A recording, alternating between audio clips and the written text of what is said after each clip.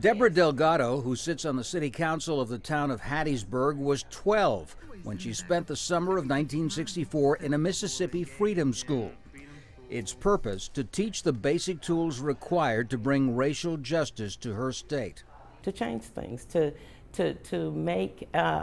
create a balance, in our society, to make sure that the society was actually fair. In trying to register blacks to vote that summer, white volunteers from the North joined local activists. They suffered arrests, beatings, church burnings, and murder, including the killings of volunteers James Chaney, Michael Schwerner, and Andrew Goodman at the hands of the Ku Klux Klan. But the volunteers knew the risks they'd be taking in the belly of the white supremacist beast.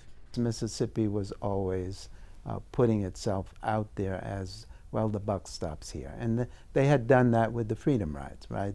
Freedom rides, you can come in here, but you're not getting out.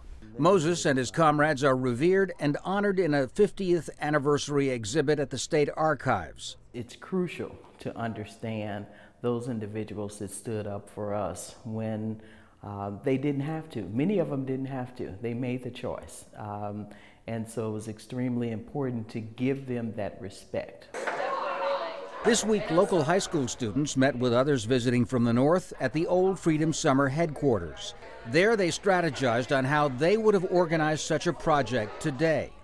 Before Freedom Summer, less than 7% of Mississippi's voting-age blacks were registered.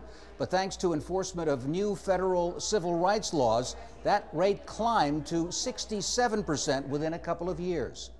As a new civil rights museum undergoes construction near the state capitol, Mississippi tells itself and the world it's part of a just and bold new era.